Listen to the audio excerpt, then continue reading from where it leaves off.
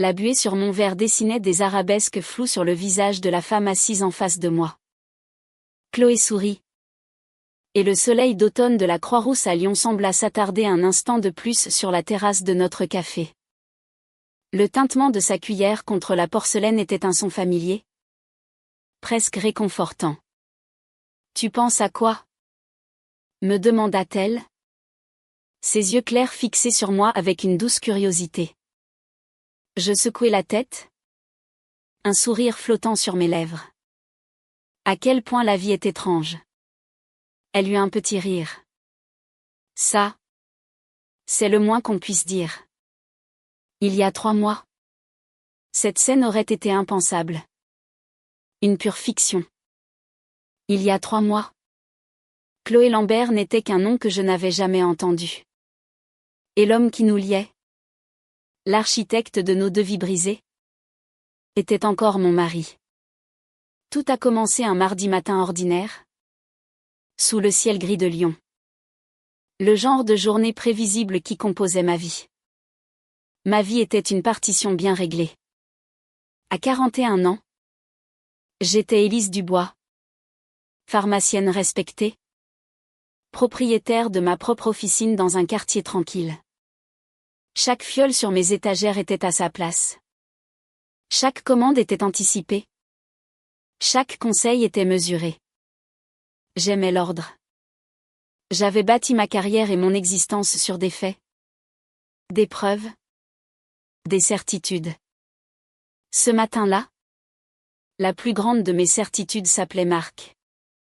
Marc Fournier. Mon mari depuis 15 ans. Il se tenait dans l'entrée de notre maison. Une valise à ses pieds. Grand. Les cheveux poivre et sel toujours parfaitement coiffés. Un sourire capable de désarmer n'importe qui. Il portait le costume que je lui avais fait nettoyer la veille. Le séminaire à Marseille ? Dit-il avec une pointe de lassitude dans la voix. Sur les nouvelles normes sismiques. Une semaine entière. Ça va être interminable. J'ajustai le col de sa chemise. Un geste machinal. Affiné par des années d'habitude. La veille, j'avais repassé ses chemises. J'avais même glissé dans sa valise ses biscuits préférés. Ceux qu'il aimait grignoter le soir à l'hôtel. Je lui avais souhaité bonne chance pour l'examen final qu'il venait d'inventer de toutes pièces. Tu vas leur en mettre plein la vue ? Comme d'habitude, lui dis-je en l'embrassant. Son parfum familier se mêlait à l'odeur fraîche du matin. Tu vas me manquer ? Murmura-t-il contre mes cheveux. Toi aussi. Appelle-moi quand tu arrives. Il me fit un dernier sourire. Attrapa sa valise. Et sortit. Je le regardai monter dans sa voiture et s'éloigner dans la rue, emportant avec lui la tranquillité de mon monde. Je ne le savais pas encore, mais il emportait aussi la femme que j'étais. La journée à la pharmacie fut comme toutes les autres. Madame Durand pour sa tension, le petit Léo pour son asthme, Monsieur Gauthier qui se plaignait de son dos. Je distribuais des boîtes, des conseils et des sourires. Un métronome de professionnalisme. Vers 15 heures, alors que je préparais une commande, je me souvins d'un document pour notre assurance mutuelle que le service des ressources humaines de Marc devait m'envoyer. Je composai le numéro de son entreprise, une grande société d'ingénierie dans le quartier de la Pardieu. Une secrétaire à la voix jeune et enjouée répondit. Bonjour. Ici Élise Dubois, l'épouse de Marc Fournier. Je vous appelle au sujet d'une attestation. Elle fut charmante. Efficace. Elle me promit de m'envoyer le document par email dans l'heure. Alors que j'allais raccrocher, j'ajoutai par pure courtoisie. Pour meubler le silence, j'espère qu'il ne travaille pas trop dur à son séminaire. Il y eut une courte pause à l'autre bout du fil. Assez courte pour être anodine, mais assez longue pour qu'un frisson glacé parcourt mon échine. Son séminaire ? Répéta la secrétaire, confuse. Oui. À Marseille. Il est parti ce matin pour la semaine? Expliquai-je. Mon propre sourire commençant à se figer. Oh. C'est étrange. Attendez. Je vérifie son planning. Non. Il n'y a aucun séminaire de prévu. Monsieur Fournier a posé une semaine de congé. Il est en vacances jusqu'à lundi prochain. Le mot « vacances » résonna dans le silence de mon bureau. Un mot simple, innocent, qui venait de faire exploser 15 ans de mariage comme une bombe silencieuse. Mon monde, si parfaitement ordonné, venait de basculer dans le chaos. Je restai un long moment sans bouger. Le combiné pressé contre mon oreille, écoutant la tonalité. Les murs blancs de mon bureau semblaient se rapprocher. Chaque flacon sur les étagères me paraissait soudain menaçant. Dehors, la vie continuait. Des voitures passaient. Des gens marchaient sur le trottoir. Mais à l'intérieur de moi, tout s'était arrêté. Mes mains tremblaient. J'essayais de rationaliser. Une erreur. Un malentendu. Marc avait peut-être changé ses plans. Utilisé des jours de congé pour ce séminaire. C'était possible. C'était logique. Mais une petite voix au fond de moi, une voix que j'avais ignorée pendant des mois, me disait que ce n'était ni une erreur, ni un malentendu. Cette voix me rappelait les appels qu'il passait en sortant de la pièce. Les soirées où il était rentré tard, prétextant des réunions de chantier. L'attention nouvelle qu'il portait à son apparence. Tous ces petits détails, ces minuscules fissures dans la fondation de notre vie commune, que j'avais délibérément choisi de ne pas voir. Parce que les admettre aurait été trop terrifiant. Élise? Les Martins sont là pour leur renouvellement? Appela mon assistante depuis le comptoir. Je pris une profonde inspiration. Je me regardais dans l'écran noir de mon ordinateur. Mon chignon était impeccable. Ma blouse blanche était parfaitement boutonnée. J'étais Élise Dubois. La pharmacienne sur qui on pouvait compter. Je sortis mon rouge à lèvres signature. Un rouge vif et audacieux. Une couche rapide sur mes lèvres tremblantes. C'était mon armure. J'arrive. Répondis-je. Ma voix étonnamment stable. Les Martins étaient des clients depuis 10 ans. Ils étaient venus à notre fête pour nos 10 ans de mariage. Ils avaient envoyé des fleurs quand mon père était décédé. Et je leur souriais, leur expliquant la posologie de leurs médicaments, pendant que mon univers se désintégrait en temps réel. Ce soir-là, la maison me parut immense, caverneuse et hostile. Chaque objet était une relique d'une vie qui n'existait peut-être plus. La photo de notre mariage sur la cheminée, où nous étions si jeunes et pleins d'espoir. Le fauteuil où Marc lisait le journal le dimanche. Même les coussins du canapé, que j'avais choisi pour qu'ils soient assortis à la couleur de ses yeux, me semblaient être une blague cruelle. Je m'assis à la table de la cuisine. Un verre de Côte-du-Rhône que je ne touchais pas à côté de mon ordinateur portable. Mes doigts se mirent à taper. Presque d'eux-mêmes. Je ne cherchais pas des billets d'avion pour Marseille. Je ne cherchais pas le programme de séminaire en ingénierie. Mes mains, guidées par cet instinct froid et nouveau qui avait pris le contrôle, tapèrent « Détective privé Lyon ». 20 minutes et 41 secondes de recherche plus tard, je me retrouvais sur le site d'une agence nommée « Bernard Investigation ». La photo du fondateur, un homme d'une 50aine d'années aux cheveux poivre et sel et au regard calme, inspirait une étrange confiance. Les témoignages le décrivaient comme étant discret, rigoureux et empathique. Je n'avais pas besoin d'empathie. J'avais besoin de la vérité. La vérité brute, sans fioriture, aussi douloureuse soit-elle. Je remplis le formulaire de contact, Mes mots étaient brefs. Clinique. Suspicion d'infidélité. Mon mari est censé être en déplacement professionnel. J'appuyais sur « Envoyer » avant de pouvoir changer d'avis. Le lendemain matin, mon téléphone vibra alors que j'ouvrais la pharmacie. Numéro masqué. Ma gorge se serra. Pharmacie du Parc. Élise Dubois à l'appareil. Ma voix était professionnelle, malgré la nuit blanche que je venais de passer. Madame Dubois. Ici Alain Bernard. Je fais suite à votre message. Sa voix était exactement comme je l'avais imaginé. Calme. Posée. Sans jugement. Je passai dans mon bureau et fermai la porte. Merci de me rappeler si vite. Monsieur Bernard. Appelez-moi Alain. Votre message mentionnait un conjoint potentiellement infidèle. Les mots, prononcés à voix haute, avaient un poids terrible. Ils rendaient la situation réelle, tangible. Oui. Mon mari m'a dit qu'il assistait à un séminaire à Marseille cette semaine. Son entreprise a confirmé qu'il était en fait en congé. Je vois.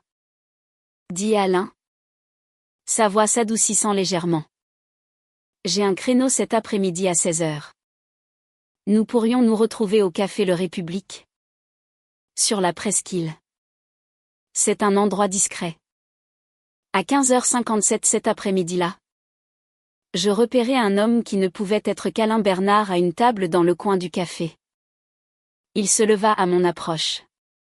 Ses yeux, qui avaient probablement vu toutes les formes de tromperie humaine, étaient bienveillants. Madame Dubois, dit-il en me tendant la main. Élise. S'il vous plaît. Corrigez-je en m'asseyant. Il ouvrit une fine sacoche en cuir. Je fais ce métier depuis 26 ans. Élise. J'aimerais vous dire que vos soupçons sont probablement infondés. Mais mon expérience m'a appris que lorsque l'instinct de quelqu'un est assez fort pour m'appeler, il a généralement raison. Je déglutis difficilement, faisant tourner mon alliance autour de mon doigt. J'ai besoin de savoir où il est vraiment. J'ai besoin. Ma voix se brisa. J'ai besoin de preuves. Je lui donnai une photo récente de Marc, la description de sa voiture, les quelques informations que j'avais. Il m'écouta sans m'interrompre, prenant des notes dans un petit carnet. Il ne me posa aucune question sur mes sentiments. Il ne me demanda que des faits. Son professionnalisme était un baume sur la blessure béante de mes émotions. Je devrais avoir des informations pour vous d'ici 48 à 72 heures, dit-il en refermant sa sacoche. Ces 3 jours furent les plus longs de ma vie. Je fonctionnais en pilote automatique. Je souriais à mes clients. Je gérais mes stocks. Je préparais le dîner pour une personne dans une cuisine silencieuse. Chaque sonnerie de téléphone me faisait sursauter. Chaque email entrant faisait battre mon cœur à tout rompre. Je parlais à Marc au téléphone chaque soir.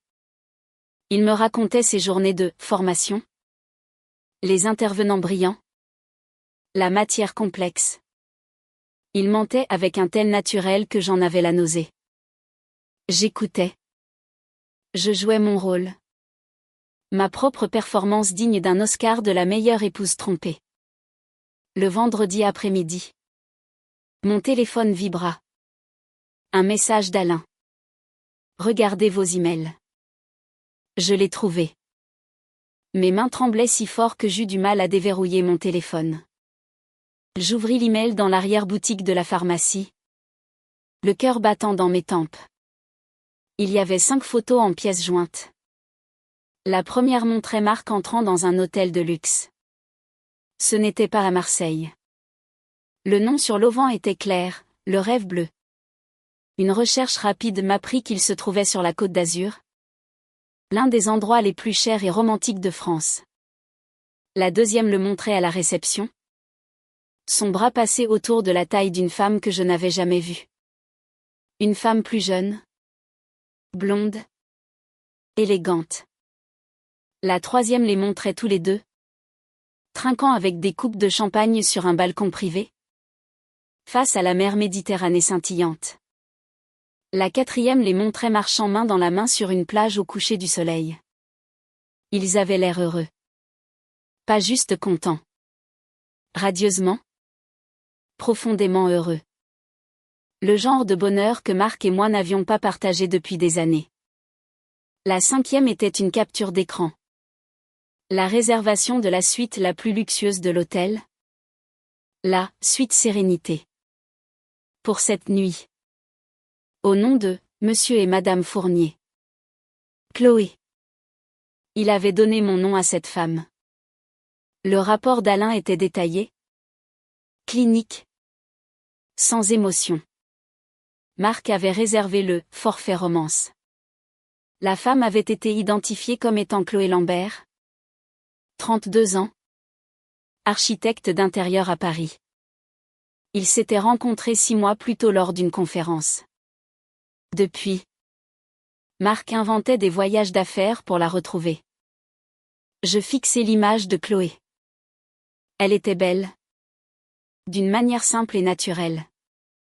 Mais ce qui me frappa le plus, c'était son regard. C'était le regard d'une femme amoureuse. Une femme qui croyait avoir trouvé l'homme de sa vie.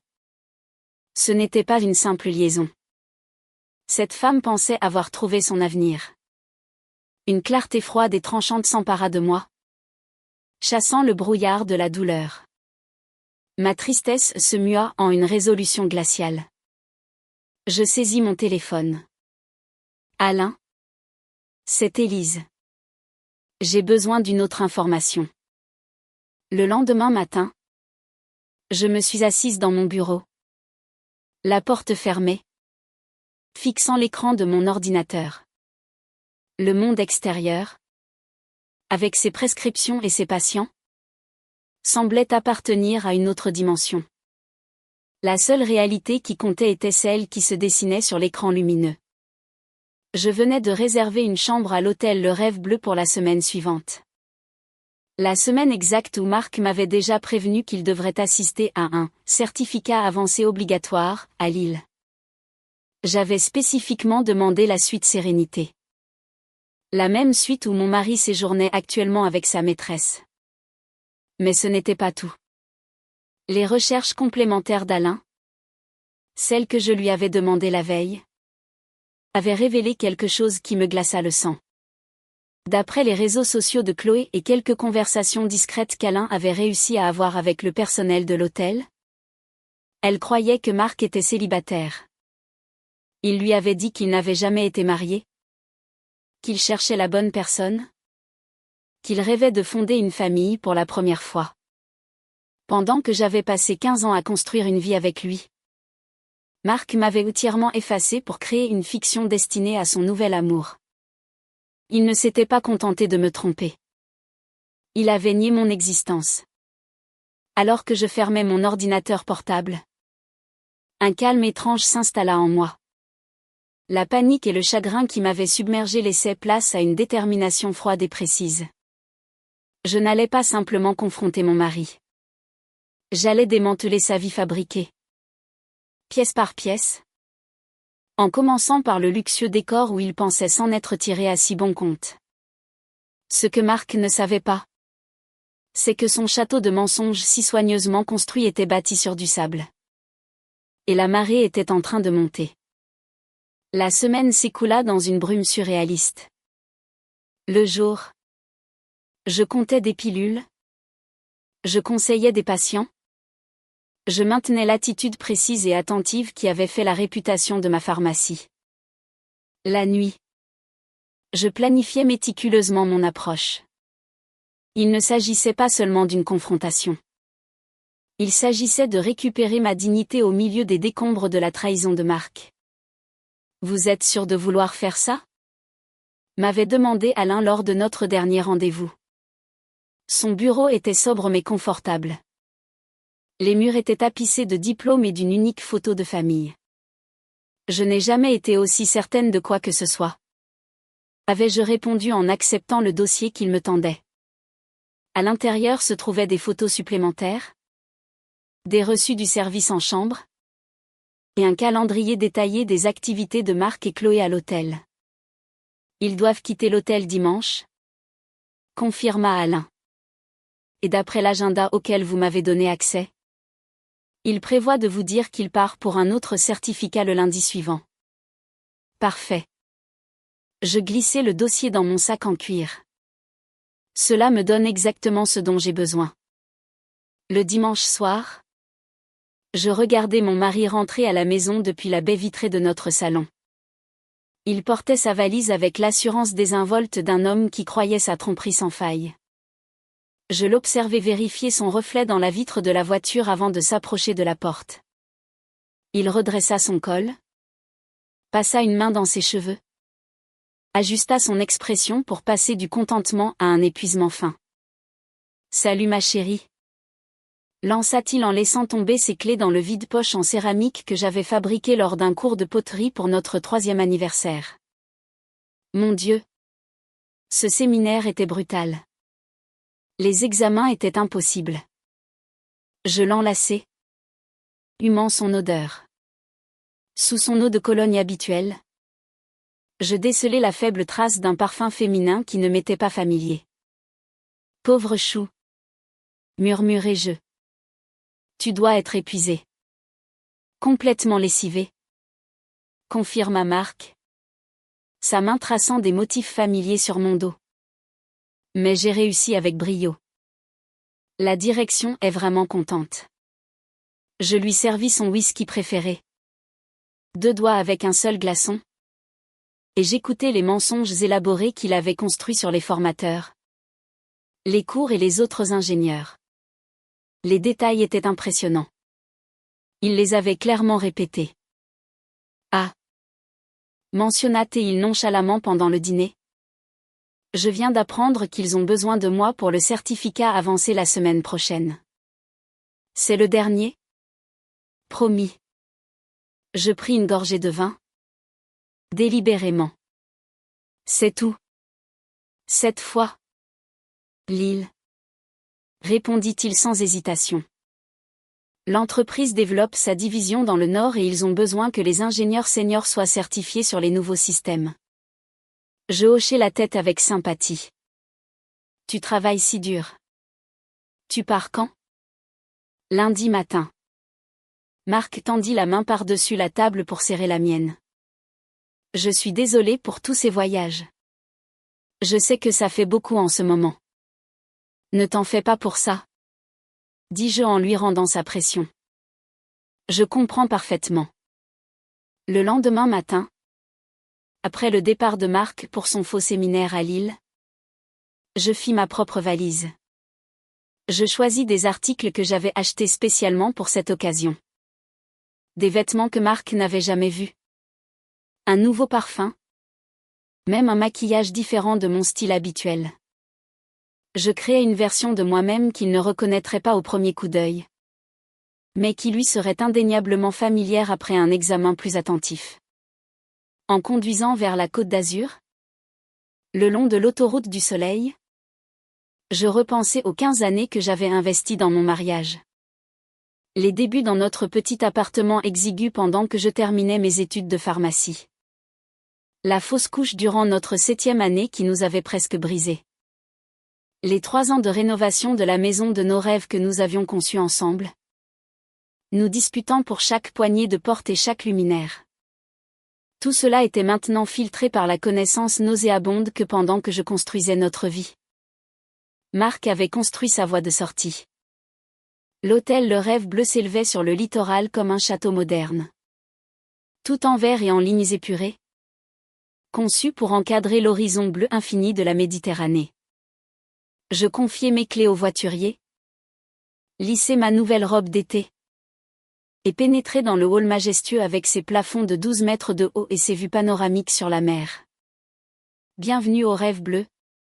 Me salua la réceptionniste. Vous venez pour un check-in? Oui. Souris-je. Emma Thierry. J'ai une réservation pour la suite Sérénité. Le nom sonnait étrange sur ma langue. Mon premier acte de tromperie dans une histoire entièrement bâtie sur des mensonges. J'avais choisi mon deuxième prénom associé au nom de jeune fille de ma mère, m'assurant de ne pas oublier de répondre si on s'adressait à moi. Bien sûr. Madame Thierry. Nous sommes ravis de vous accueillir. La réceptionniste traita mes informations. Je vois que vous avez réservé notre forfait romance. Votre partenaire vous rejoindra-t-il? Je laissai mon sourire s'effacer légèrement. Malheureusement non. Une urgence professionnelle de dernière minute. Mais j'ai décidé de venir quand même. Je comprends. Nous nous assurerons que votre séjour soit néanmoins exceptionnel. La femme me tendit une carte magnétique. La suite Sérénité offre notre plus belle vue sur la mer. Vous avez fait un excellent choix. C'est ce que j'ai entendu dire? Répondis-je. On m'a dit que c'était assez spectaculaire. La suite était encore plus luxueuse que sur les photos d'Alain. Des baies vitrées du sol au plafond encadraient la Méditerranée comme un tableau vivant. Le vaste salon s'ouvrait sur une terrasse privée avec une petite piscine à débordement qui semblait se fondre dans l'océan au-delà. Des fleurs fraîches ornaient chaque surface et une bouteille de champagne refroidissait dans un seau à glace à côté d'un mot de bienvenue. Je traversai lentement l'espace où, quelques jours auparavant, mon mari avait tenu une autre femme dans ses bras. Je fis glisser mes doigts sur les comptoirs, les meubles, les draps du lit. Le personnel de ménage avait enlevé toute trace physique des occupants précédents, mais je pouvais sentir leur présence, flottant comme des fantômes. Je déballai mes affaires méthodiquement, rangeant mes nouveaux vêtements dans le placard où ceux de Marc avaient été suspendus. Je plaçai mes articles de toilette dans la salle de bain en marbre où il s'était douché avec Chloé. Je débouchai le champagne et me servis un verre, l'emportant sur la terrasse où ils avaient regardé le coucher du soleil ensemble. Debout près de la balustrade, je contemplais l'océan qui s'étendait à perte de vue. Le soleil de l'après-midi transformait l'eau en une tapisserie de diamants. Plusieurs étages plus bas, les clients de l'hôtel se prélassaient au bord de la piscine principale. Des couples se promenaient main dans la main sur la plage privée. Et des enfants construisaient des châteaux de sable au bord de l'eau. Et c'est alors que je les vis. Marc et Chloé n'avaient pas quitté l'hôtel le dimanche, comme l'avait rapporté Alain. Ils étaient assis sous une cabane privée au bord de la piscine, partageant ce qui semblait être un plateau de fruits et de fromage. Marc portait des lunettes de soleil et un maillot de bain que je n'avais jamais vu. Chloé portait un bikini blanc et un paréo transparent, ses cheveux blonds relevés en un chignon lâche. Il riait, complètement à l'aise, la main de mon mari reposant possessivement sur le genou de Chloé. Mon verre de champagne faillit glisser de mes doigts. Cela ne faisait pas partie du plan. Ils auraient dû être partis, me laissant la semaine pour me ressaisir avant de confronter Marc à son retour. Au lieu de cela, ils étaient toujours là. Dans le même hôtel. En même temps que moi. L'univers venait d'accélérer mon calendrier. Comme s'il sentait ma présence. Marc leva les yeux vers les niveaux des terrasses. Je reculai instinctivement, même si je savais que j'étais trop loin pour être reconnu. Je le regardais reporter son attention sur Chloé, se penchant pour l'embrasser avec une familiarité désinvolte. Une détermination calme s'installa en moi. Je retournai dans la suite et pris mon téléphone. Alain? C'est Élise. J'ai besoin que vous découvriez pourquoi ils sont encore là. Et vite. Le soleil du matin filtrait à travers les fenêtres de la suite Sérénité tandis que je lisais l'email qu'Alain m'avait envoyé pendant la nuit. Selon ses sources à l'hôtel, Marc avait prolongé leur séjour de 4 jours, facturant les 8 000 € supplémentaires sur une carte de crédit personnel. Une carte dont j'ignorais l'existence. Le personnel de l'hôtel avait noté que Monsieur et Madame Fournier célébraient le 6e mois de leur rencontre, Marc ayant dit au concierge qu'il préparait quelque chose de spécial. 6 mois. Une demi-année de mensonges élaborés. Une demi-année pendant laquelle je lavais ses vêtements, préparais ses repas et gérais nos finances. Tandis qu'il construisait une réalité alternative avec une autre femme. Je m'habillais avec soin, choisissant un pantalon en lin blanc et un chemisier en soie bleue qui faisait ressortir le vert de mes yeux. Ma stratégie était simple, mais elle exigeait un timing précis. Je n'aborderai pas Marc directement. Pas encore. D'abord, je devais comprendre exactement ce que Chloé croyait savoir de l'homme à qui nous avions toutes les deux donné notre cœur.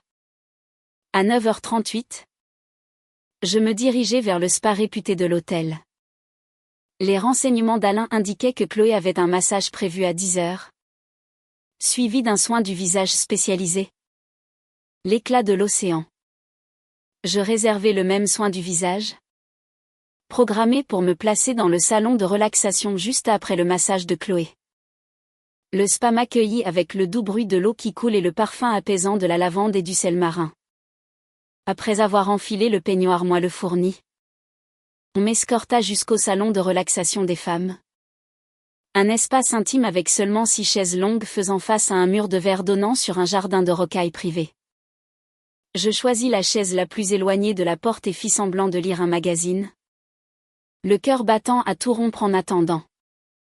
15 minutes plus tard, la porte s'ouvrit et Chloé Lambert entra.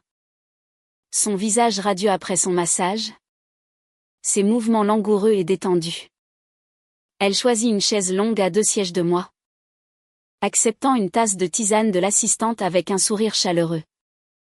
J'observais la maîtresse de mon mari par-dessus le bord de ma propre tasse. En personne, Chloé dégageait une chaleur sincère que les photographies d'Alain n'avaient pas entièrement retranscrite. Elle fredonnait doucement, apparemment heureuse dans son propre monde. Cette mélodie est magnifique, commentai-je après plusieurs minutes de silence. J'essaie de la reconnaître. Chloé se tourna. Son expression ouverte et amicale. Oh. C'est d'un film français un peu obscur que mon petit ami m'a fait découvrir. Je n'arrive pas à me la sortir de la tête. Votre petit ami a bon goût? Répondis-je en posant mon magazine. En matière de films et d'hôtels. Cet endroit est magnifique. N'est-ce pas? Chloé rayonna. C'est notre 2e fois ici. Nous sommes venus pour un week-end quand nous avons commencé à sortir ensemble. Et maintenant nous célébrons nos 6 mois. C'est adorable. Félicitations. Les mots semblaient être du verre dans ma bouche. Merci. Je suis Emma. Au fait. Je tendis la main, utilisant mon nom de couverture sans hésitation. Chloé. Nous nous serrâmes la main. Et je ressentis une déconnexion surréaliste avec la réalité. Je touchais la main qui avait touché mon mari. L'avait caressée. L'avait tenue. Vous êtes ici avec quelqu'un de spécial? Emma? Demanda Chloé. J'étais censée l'être. Je soupirai de manière théâtrale. Urgence professionnelle de dernière minute. La malédiction de sortir avec un homme qui réussit. Oh. Je comprends tout à fait. Dit Chloé avec sympathie. Mon petit ami est pareil. Constamment sollicité. Il est ingénieur conseil sur de grands projets de développement. Il voyage dans tout le pays. Il vient de rentrer de Marseille la semaine dernière. Chaque mot était un mensonge. Soigneusement emballé et livré avec fierté. Une construction basée sur les histoires de Marc. Ma colère n'était pas dirigée contre elle. C'était une colère froide et pure, dirigée contre l'homme qui avait orchestré cette farce cruelle. Et votre petit ami? Demanda-t-elle. Qu'est-ce qu'il a arraché au paradis? Je me permis un petit rire. Il est aussi dans l'ingénierie. Il a dû s'envoler pour l'île à l'improviste. Sans blague? Quelle coïncidence! Les yeux de Chloé s'écarquillèrent. Le monde de l'ingénierie peut être étonnamment petit. Convainc-je. Alors, 6 mois ensemble. C'est une belle étape. Les meilleurs 6 mois de ma vie. Confia Chloé en baissant légèrement la voix. Entre nous. Je pense qu'il prépare quelque chose de spécial. Il est tout mystérieux. Il passe des appels en privé. Un poids glacial s'installa dans mon estomac. Je ne veux pas porter la poisse. Mais. Chloé se pencha plus près. Son expression à la fois coupable et ravie. J'ai trouvé un onglet de navigateur ouvert sur son ordinateur portable la semaine dernière. Il regardait des bagues de fiançailles. La tasse de tisane trembla dans ma main. Mon mari depuis 15 ans prévoyait de demander en mariage une femme qui ne savait même pas qu'il était déjà marié. L'audace pure de son geste me frappa comme un coup physique. Ce n'était plus de la tromperie. C'était un niveau de sociopathie que je n'aurais jamais cru possible chez l'homme avec qui j'avais partagé mon lit pendant plus de 5 minuits. Je luttais pour trouver mes mots. C'est un sacré engagement après seulement 6 mois. Quand on sait, dit Chloé avec un haussement d'épaule heureux. Et on en a parlé. Il n'a jamais été marié. Il n'avait jamais trouvé la bonne personne jusqu'à maintenant. On veut les mêmes choses. Une maison en banlieue. 2 ou 3 enfants. Peut-être un golden retriever. Chaque mot était une nouvelle coupure. La maison en banlieue qu'il prévoyait ressemblait étrangement à celle que j'avais déjà construite avec Marc. Les enfants dont il rêvait faisaient écho à la grossesse que j'avais perdue. Après laquelle Marc avait prétendu qu'il n'était pas prêt à réessayer. Il n'était pas prêt avec moi. Apparemment. Mais il l'était avec elle. Madame Lambert. Une employée du spa apparut à l'entrée. Nous sommes prêts pour votre soin du visage. C'est moi, dit Chloé en se levant et en renouant son peignoir. C'était adorable de discuter avec vous. Emma. Peut-être qu'on se croisera dans l'hôtel. J'en suis sûre. Répondis-je avec un calme que je ne ressentais pas. Profitez bien de votre soin. Dès que Chloé eut disparu, j'annulai mon propre rendez-vous, prétextant une migraine soudaine. Je retournai dans ma suite et restai debout au milieu du salon, mon esprit tourbillonnant. Les informations que j'avais recueillies étaient bien pires que ce que j'avais imaginé. Marc ne se contentait pas d'avoir une liaison. Il créait une seconde vie entière, avec des projets de mariage. Mon téléphone vibra. Un texto d'Alain. Trouver quelque chose. Marc a fait une réservation pour 2 au restaurant gastronomique de l'hôtel. Ce soir à 20h. Table avec vue sur l'océan. Je fixai le message. Un plan se formant dans mon esprit. Si Marc préparait quelque chose de spécial pour leur anniversaire, il était peut-être temps pour moi de faire mes propres préparatifs. J'ouvris ma valise et en sortis la robe rouge que j'avais achetée spécialement pour cette confrontation. Un modèle fourreau. Simple et élégant. D'une couleur audacieuse que je ne portais jamais. Une couleur qui ne manquerait pas d'attirer l'attention. Je la posai soigneusement sur le lit. À côté des nouveaux talons aiguilles et des boucles d'oreilles en diamant que Marc m'avait offertes pour notre 10e anniversaire. Ce soir, Emma Thierry se joindrait aux autres clients de l'hôtel pour le dîner. Et si, par hasard, elle se retrouvait assise près d'un certain couple célébrant une étape importante de leur relation?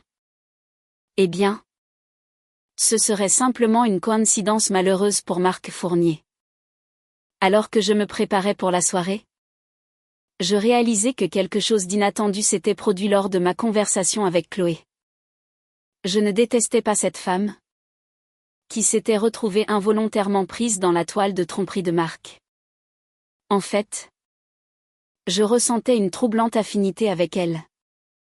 Nous étions tombées amoureuses du même homme. Nous avions toutes les deux cru à ses promesses.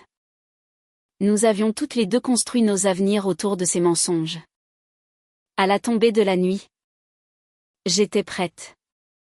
J'avais passé 15 ans à être l'épouse parfaite. Maintenant, j'allais devenir l'étrangère parfaite. Le restaurant signature du rêve bleu occupait le point culminant de l'hôtel, avec 3 murs de verre offrant une vue panoramique sur la Méditerranée éclairée par la lune.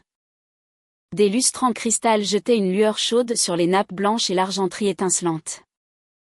Un pianiste jouait doucement dans un coin, ses mélodies se mêlant aux doux murmures des conversations. J'arrivai à 19h45, ayant soigneusement chronométré mon entrée pour précéder Marc et Chloé. La maîtresse d'hôtel consulta sa liste de réservation. Madame Thierry. Bienvenue. Préférez-vous une table avec vue sur l'océan ou sur le jardin ce soir? Vue sur l'océan. S'il vous plaît. Répondis-je. Et si possible, quelque chose de calme et d'intime. Bien sûr. Elle me conduisit à une table parfaitement positionnée. Pas directement adjacente à celle où Marc et Chloé seraient assis, mais assez proche pour être visible tout en étant partiellement masquée par un élégant arrangement d'orchidées. Votre serveur sera avec vous dans un instant. Je commandai un verre de Sancerre et fis semblant d'étudier le menu tandis que mon pouls martelait dans mes oreilles. À 20h07, j'entendis la voix de la maîtresse d'hôtel à nouveau. Monsieur et Madame Fournier, votre table est prête. Mes yeux restèrent fixés sur le menu tandis que Marc et Chloé la suivaient jusqu'à leur table réservée, à seulement 5 mètres de la mienne. De mon point de vue derrière l'arrangement floral, je pouvais les voir clairement tout en restant relativement caché. Marc portait un costume bleu marine que je n'avais jamais vu, avec une cravate bleu clair assortie à ses yeux. Chloé était magnifique dans une robe argentée qui captait la lumière à chaque mouvement. Marc lui tira sa chaise avec une galanterie bien rodée. Le même geste qu'il avait fait pour moi d'innombrables fois au cours de nos 15 ans de mariage. Joyeux anniversaire, ma belle. Entendis-je Marc dire alors qu'il s'asseyait. Sa voix, la même qui m'avait murmuré « Je t'aime » à son départ, était douce et pleine d'affection. 6 mois incroyables, répondit Chloé, tendant la main par-dessus la table pour entrelacer ses doigts avec les siens. Je n'arrive toujours pas à croire la chance que j'ai. Leur bonheur était si palpable, si authentique. Pour elle, c'était la vérité. Pour moi, c'était une performance magistrale. Et la salle entière était sa scène. Notre serveur apparut à ma table. Avez-vous choisi votre entrée, madame? Les Saint-Jacques poêlés? S'il vous plaît. Répondis-je en élevant délibérément la voix juste assez. Je remarquai le léger raidissement des épaules de Marc, la pause momentanée dans son mouvement. Il me tournait le dos. Mais je connaissais le langage corporel de mon mari sur le bout des doigts. Il avait reconnu ma voix.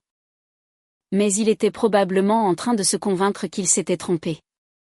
Le premier plat arriva pour nos 2 tables. Je sirotai mon vin et gardai mon sang-froid tout en observant secrètement le couple. Ils étaient complètement absorbés l'un par l'autre, partageant des bouchées de leurs entrées et parlant avec l'intimité de personnes qui croyaient partager quelque chose de spécial. « Tu te souviens de notre premier rendez-vous » demanda Chloé. Son expression enjouée. « Tu étais si nerveux que tu as renversé ton verre d'eau. » Marc rit. « J'étais terrifiée que tu ne me donnes pas une seconde chance. » Comme si j'avais pu résister. Le taquina Chloé. « Pas après que tu m'aies montré ces petits croquis de la maison de mes rêves sur des serviettes en papier. » Je m'étouffai presque avec mon vin. Ces croquis sur serviette étaient un numéro de charme que Marc avait utilisé avec moi 17 ans plus tôt, lorsque nous nous étions rencontrés au mariage d'une amie. Il avait prétendu concevoir ma maison parfaite pendant que nous dansions, puis m'avait présenté les dessins détaillés avec un grand geste théâtral.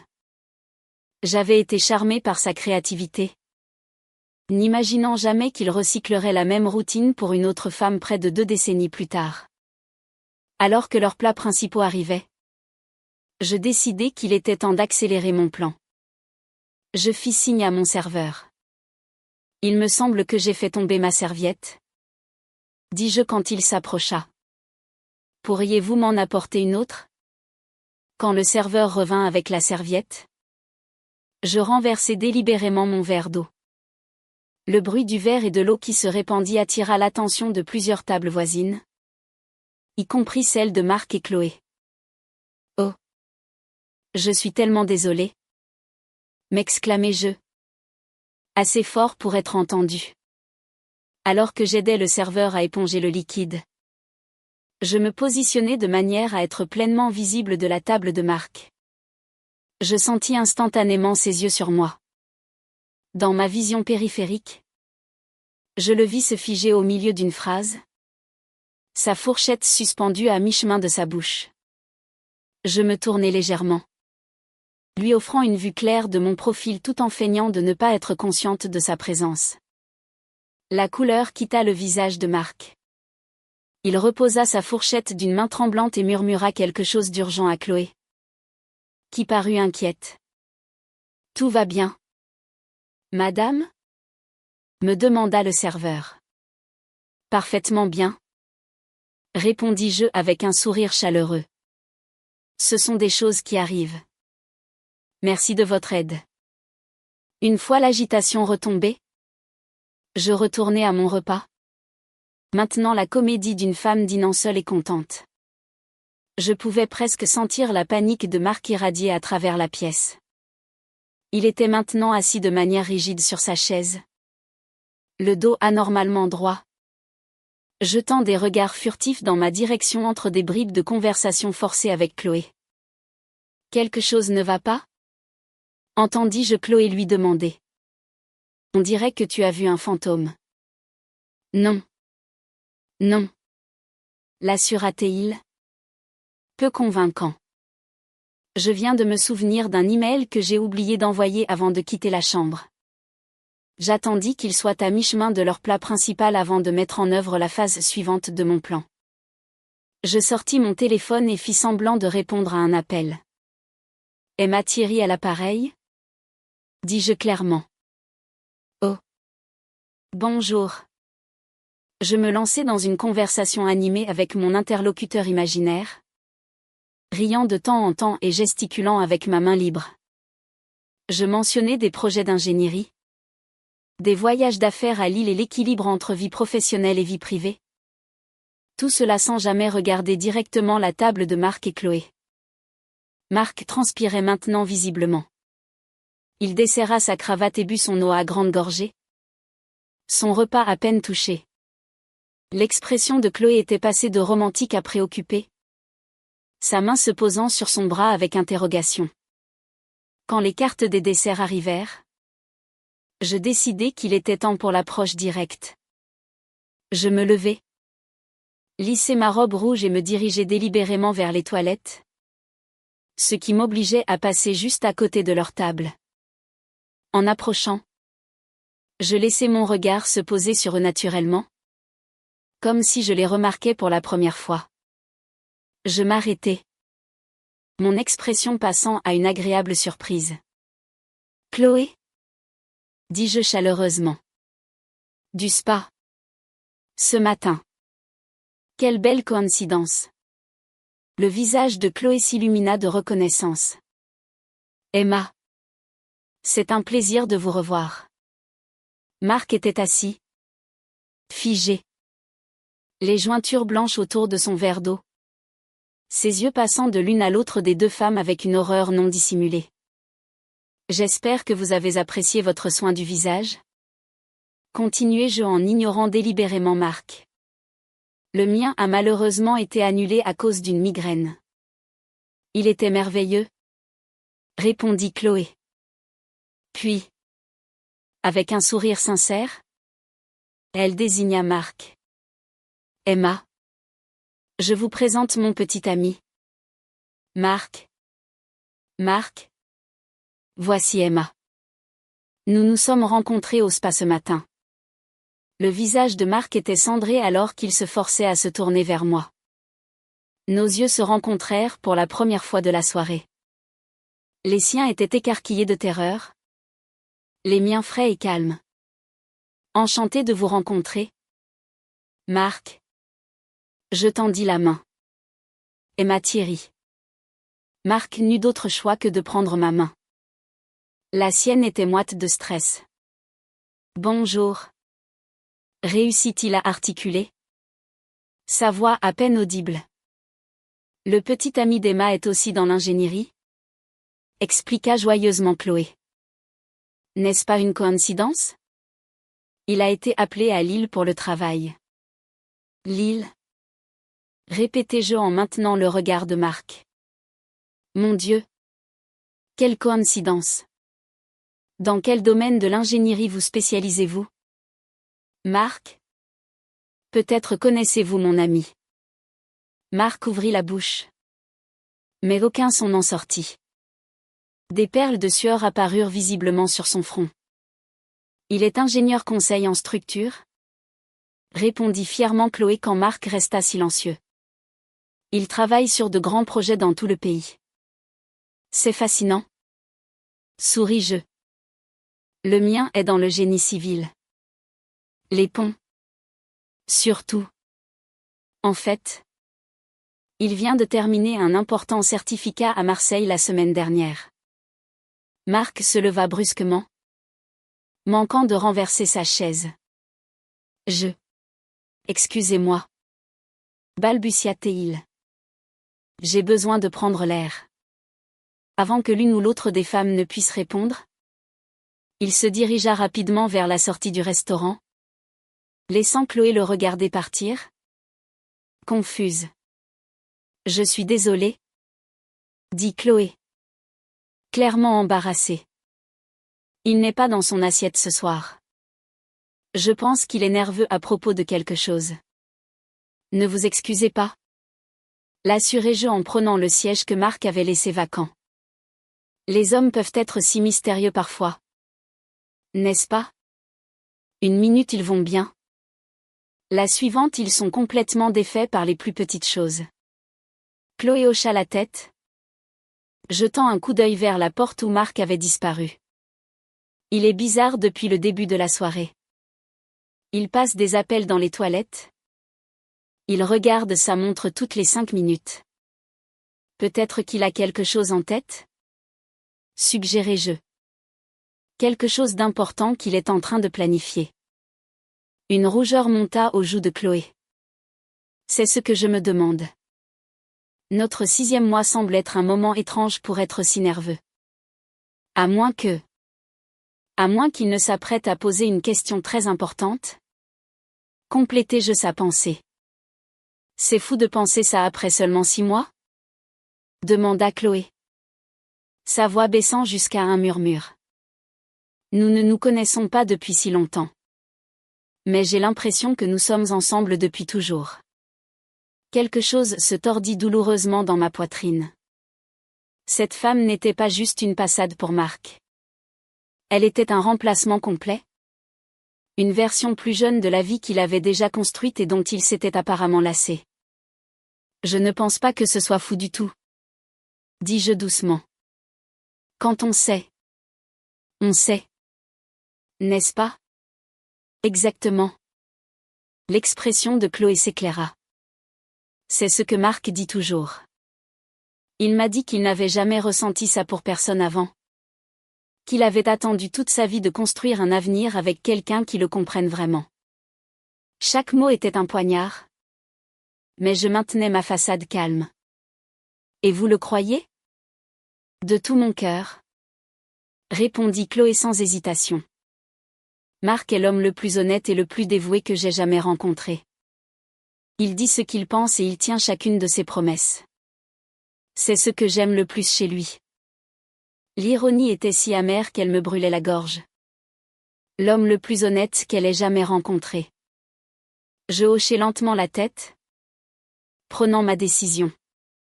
Il ne s'agissait plus seulement de confronter Marc. Il s'agissait de la vérité. Une vérité que Chloé méritait autant que moi. Chloé. Commençai-je prudemment. Que diriez-vous si je vous disais? Je fus interrompu par le retour de Marc. Il se tenait au bord de la table, son visage figé dans un masque de contrôle rigide. Chloé. Nous devons y aller? Dit-il d'un ton sec. Maintenant. Chloé leva les yeux. Surprise. Quoi? Nous n'avons pas encore pris de dessert? Et j'étais en train de discuter avec Emma. C'est une urgence? Insista Marc, sans croiser mon regard. Est-ce que tout va bien? Demanda Chloé. L'inquiétude remplaçant sa confusion. Je t'expliquerai dans la chambre, répondit Marc, tirant déjà la chaise de Chloé. Nous devons vraiment y aller. Chloé se leva à contre-cœur. Je suis vraiment désolée. Emma. C'était un plaisir de discuter à nouveau avec vous. Ne vous en faites pas. Souris-je. Je suis sûre que nous nous reverrons très bientôt. Marc tressaillit à mes mots, croisant enfin mon regard. Dans ce bref instant de contact visuel, je lui communiquai tout ce qu'il fallait. Je sais tout. C'est terminé. Alors que Marc entraînait presque Chloé hors du restaurant, je restais assise, finissant calmement mon vin. La soirée n'était pas encore terminée. En fait, elle ne faisait que commencer. Je demandai l'addition, laissai un généreux pourboire et me dirigeai sans hâte vers l'ascenseur. Dans mon sac à main, mon téléphone vibra. Un texto d'Alain. Il fait ses valises. On dirait qu'il prévoit de quitter l'hôtel ce soir. Je souris pour moi-même en appuyant sur le bouton de mon étage. Marc pouvait courir. Mais il ne pouvait plus se cacher. Plus maintenant. Les portes de l'ascenseur s'ouvrirent sur mon étage, révélant un Marc agité, faisant les 100 pas dans le couloir devant ma suite. Il se figea quand il me vit. Son visage déformé par la panique et l'incrédulité. « Qu'est-ce que tu fais ici ?» siffla-t-il en s'avançant vers moi avec des mouvements saccadés. « Tu es folle? À quel jeu malade es-tu en train de jouer ?» Je sortis de l'ascenseur avec un calme délibéré. Je ne joue à aucun jeu. Marc. Contrairement à toi. Je traite avec la vérité. Tu dois partir. Maintenant. Sa voix tremblait de désespoir. J'ai dit à Chloé que j'avais oublié quelque chose d'important au centre d'affaires. J'ai peut-être 5 minutes avant qu'elle ne commence à se demander où je suis. 5 minutes? Fis-je écho. 15 ans ensemble et tu penses pouvoir m'effacer en 5 minutes? Marc passa ses doigts dans ses cheveux. Son sang-froid s'effritant. Ce n'est pas ce que tu crois. C'est compliqué. En fait, c'est remarquablement simple. Je déverrouillai la porte de ma suite et la maintins ouverte. À l'intérieur. Sauf si tu préfères avoir cette conversation dans le couloir. Ou n'importe qui pourrait l'entendre. Marc hésita. Puis se glissa à l'intérieur. Quand la porte se referma derrière eux, il recommença à faire les 100 pas. Ses mouvements ceux d'un animal acculé. Comment m'as-tu trouvé? Comment savais-tu? Tu as dit à ta secrétaire que tu étais à un séminaire? Répondis-je en posant mon sac sur la console. J'ai appelé pour savoir quand tu aurais fini. Imagine ma surprise quand elle m'a dit que tu étais en vacances. Les épaules de Marc s'affaissèrent. Élise. Je peux expliquer. Peux-tu expliquer le fait de donner mon nom de famille à une autre femme? Le coupai-je. Peux-tu expliquer le fait de regarder des bagues de fiançailles alors que tu as déjà une femme? Peux-tu expliquer le fait de dire à Chloé que tu n'as jamais été mariée alors que nous avons célébré notre 15e anniversaire il y a 3 mois? Chaque question atterrissait comme un coup physique. Marc s'effondra sur le canapé, enfouissant son visage dans ses mains. Elle pense que je suis célibataire, marmonna-t-il à travers ses doigts. Je sais exactement ce qu'elle pense, dis-je.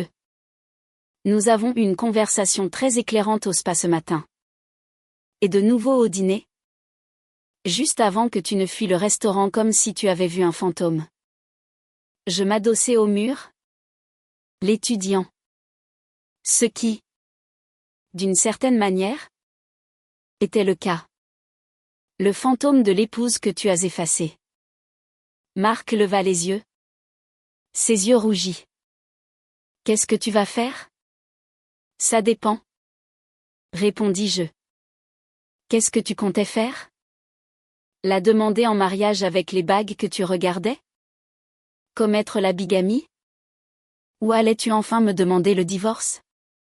J'allais te le dire après ce voyage, dit Marc. Sa voix à peine audible. J'allais tout avouer. Je ris sans humour. Comme tu as avoué les faux séminaires? Les examens de certification inexistants? Les voyages d'affaires qui n'ont jamais eu lieu? Je n'ai jamais voulu que tout ça arrive, insista Marc. Chloé et moi. Nous nous sommes rencontrés à cette conférence à Denver. C'était censé être une histoire d'un soir. Mais ensuite. Ensuite quoi? Demandai-je. Tu as décidé que nos 15 années ensemble ne signifiaient rien comparé à 6 mois avec elle? Ce n'était pas comme ça. Marc se leva brusquement. Toi et moi. Nous sommes devenus des personnes différentes. Tu étais toujours à la pharmacie.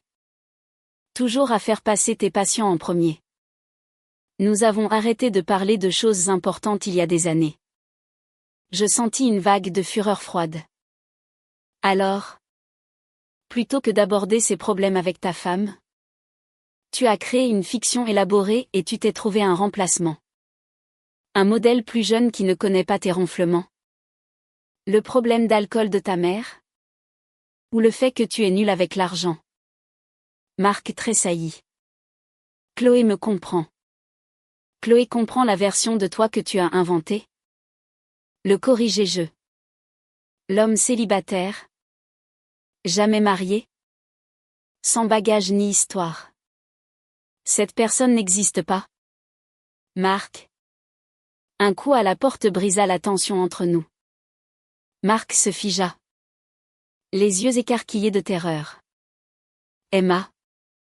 Tu es là? La voix de Chloé passa à travers la porte. Le concierge a dit qu'il avait vu Marc monter à cet étage. Marc et moi nous regardâmes en silence.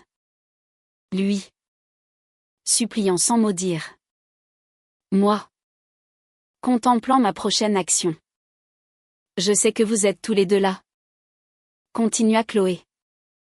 Sa voix légèrement tremblante. S'il vous plaît. Ouvrez la porte. Je veux juste comprendre ce qui se passe. Ma décision prise? Je traversai la pièce et ouvris la porte. Chloé se tenait dans le couloir. Sa robe argentée scintillant dans la faible lumière. Son expression un mélange de confusion, de douleur et de détermination. Entre. Chloé. Dis-je doucement. Je pense qu'il est temps que nous ayons tous une conversation honnête. Chloé entra dans la suite. Ses yeux trouvant immédiatement Marc. Qu'est-ce qui se passe? Demanda-t-elle. Pourquoi as-tu quitté le restaurant en courant? Pourquoi es-tu dans la chambre d'Emma?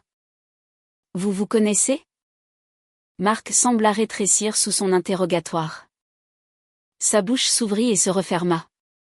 Mais aucun mot n'en sortit. Mon nom n'est pas Emma. Dis-je calmement. C'est Élise.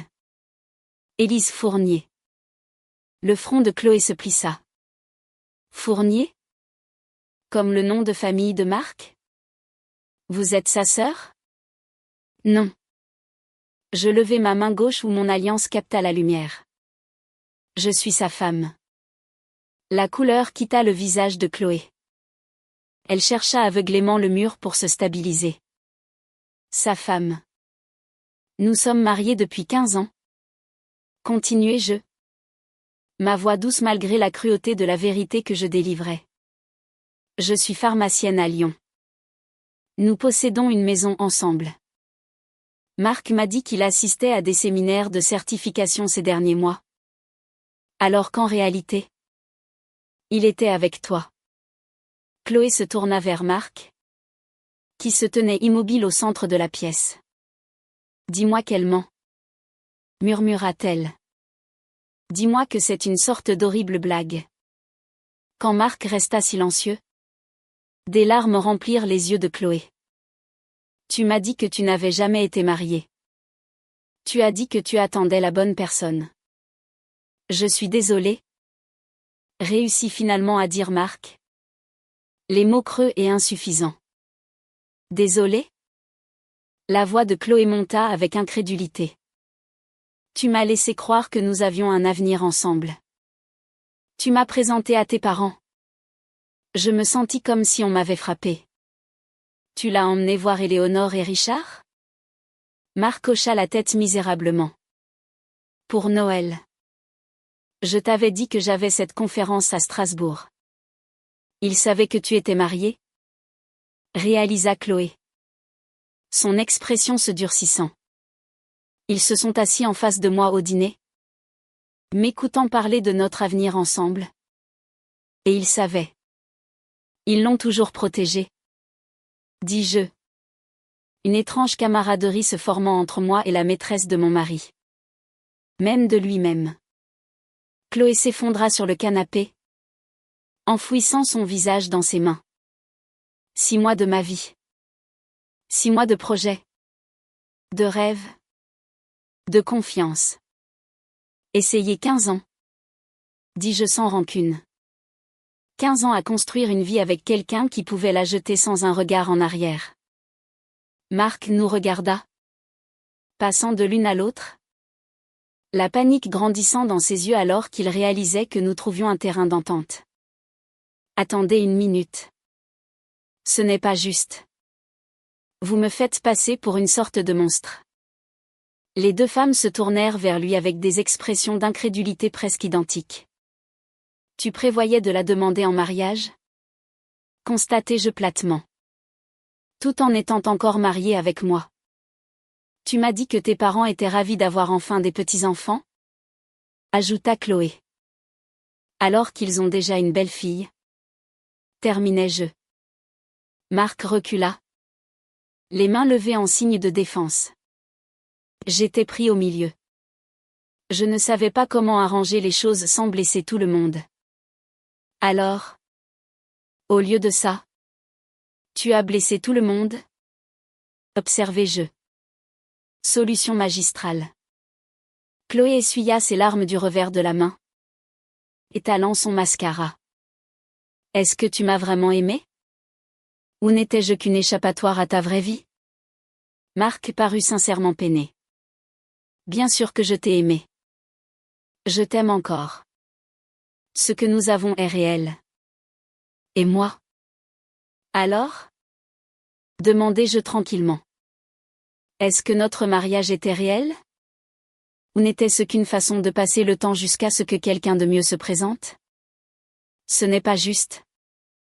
Protesta Marc. Nous avons eu de bonnes années. Élise. Tu sais que c'est vrai. Nous avions une vie. Le corrigeai-je.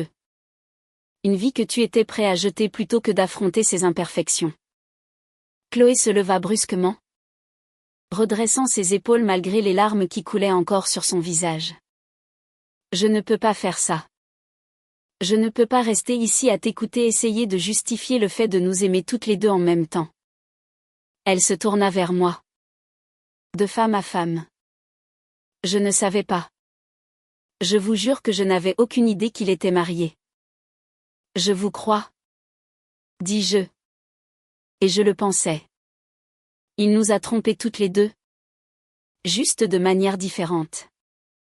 Chloé hocha la tête, puis fit face à Marc une dernière fois.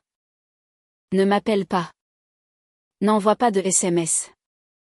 Ne te présente pas à ma porte avec des explications ou des excuses. Tu es un homme marié? Et tu as vécu dans le mensonge. Tout ce que nous avions, ou tout ce que je pensais que nous avions, est terminé. Elle se dirigea vers la porte avec dignité, malgré son visage taché de larmes et ses mains tremblantes. Sur le seuil, elle s'arrêta pour me regarder. Je suis vraiment désolée pour la douleur que je vous ai involontairement causée. Quand la porte se referma derrière Chloé, le silence envahit la suite.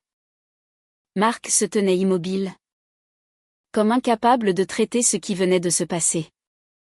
Je l'observais, cet étranger avec qui j'avais partagé ma vie. Et je ressentis un sentiment inattendu de clarté. Elle est plus forte que je ne l'aurais été à son âge. Observez-je. Tu as bien choisi pour ta seconde vie. Marc s'effondra dans un fauteuil, paraissant soudain vieux et dégonflé. Qu'est-ce qui se passe maintenant?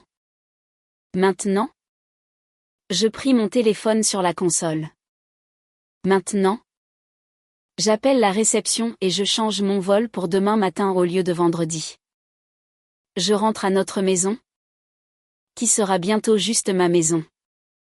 Et j'appelle mon avocat.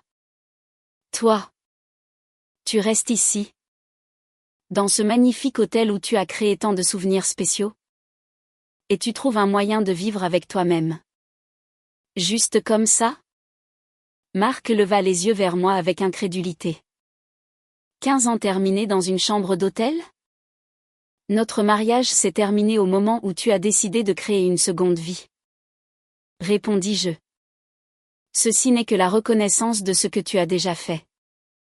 Marc enfouit son visage dans ses mains. Je n'ai jamais voulu te faire de mal. Élise. Je n'ai jamais voulu que ça se termine comme ça. Je te crois. Dis-je, me surprenant moi-même par la véracité de mes propos. Je ne pense pas que tu sois malveillant. Marc. Juste incroyablement égoïste et lâche. Je me dirigeai vers la chambre et commençai à faire mes valises, pliant méthodiquement les nouveaux vêtements que j'avais achetés pour cette confrontation. Marc suivit, planant dans l'encadrement de la porte. Y a-t-il quelque chose que je puisse dire? Demanda-t-il. Quelque chose que je puisse faire pour rendre les choses plus faciles? Je m'arrêtai, considérant sérieusement sa question. Tu pourrais essayer l'honnêteté. Juste une fois. Pour changer. Je t'ai aimé, dit-il doucement. Pendant longtemps. J'ai aimé notre vie ensemble. Je sais. Je fermai la fermeture éclair de ma valise. C'est ce qui rend tout cela si triste. Tu as jeté quelque chose de réel pour un fantasme qui ne pouvait pas durer. Et maintenant? Je vous ai perdus toutes les deux. Je l'étudiais. Le mari que j'avais aimé pendant 15 ans. L'homme avec qui j'avais prévu de vieillir. Je ne ressentais ni haine ni rage. Juste une profonde lassitude et un sentiment inattendu de liberté. Tu ne nous as pas seulement perdus. Marc. Tu t'es perdu toi-même. L'homme que j'ai épousé n'aurait pas été capable de ce niveau de tromperie. Quelque part en chemin. Tu es devenu quelqu'un d'autre. Et je ne suis même pas sûr que tu saches qui est cette personne. Je soulevai ma valise du lit. Je vais dormir dans une autre chambre ce soir. Je te suggère de faire de même. Qu'est-ce que tu diras aux gens? Demanda Marc. Nos amis. Ma famille. La vérité. Répondis-je simplement. C'est la différence entre nous maintenant. Je n'ai rien à cacher. Alors que je me dirigeais vers la porte, Marc m'appela une dernière fois. Je suis vraiment désolée. Élise. Je me tournai pour le regarder. Cet homme qui avait été le centre de mon monde pendant si longtemps. Je sais que tu le hais. Mais être désolé ne change rien. Ça ne reconstruit pas la confiance. N'efface pas les mensonges. Ni ne guérit les cœurs brisés. C'est juste un mot. Marc. Et nous avons eu assez de mots entre nous. Je fermai la porte derrière moi, laissant mon mari seul dans la suite qui avait été le témoin de l'effondrement final de notre mariage. Dans le couloir silencieux, je sentis une légèreté inattendue se répandre dans ma poitrine. Le poids de la suspicion et de la trahison que j'avais porté ces dernières semaines se levait, remplacé par la certitude que quoi qu'il arrive ensuite, ce serait de ma propre création. En demandant une nouvelle chambre à la réception, j'aperçus mon reflet dans le mur de marbre poli. Une femme dans une robe rouge, le dos droit et le regard clair malgré tout. Je me reconnaissais à peine, et pourtant, je me sentais plus authentique que je ne l'avais été depuis des années. La nuit fut étrangement paisible. Pour la première fois depuis des semaines, je dormis sans cauchemar. Je ne rêvais pas de Marc, ni de Chloé. Je rêvais de la mer, vaste et ouverte, s'étendant à perte de vue sous un ciel sans nuages. Le lendemain matin, en attendant mon taxi pour l'aéroport de Nice, je vis Chloé dans le hall. Elle était seule. Ses yeux étaient rougis mais son port de tête était fier. Nos regards se croisèrent à travers la vaste étendue du lobby. Pendant un instant, nous fûmes juste deux femmes, unies par une expérience singulière et douloureuse. Elle me fit un léger signe de tête, non pas un signe d'amitié, mais de reconnaissance, de respect mutuel. Je lui rendis son signe de tête avant de tourner le dos et de sortir sous le soleil éclatant de la Côte d'Azur. Le vol de retour vers Lyon se déroula dans un silence intérieur. Je ne pleurais pas.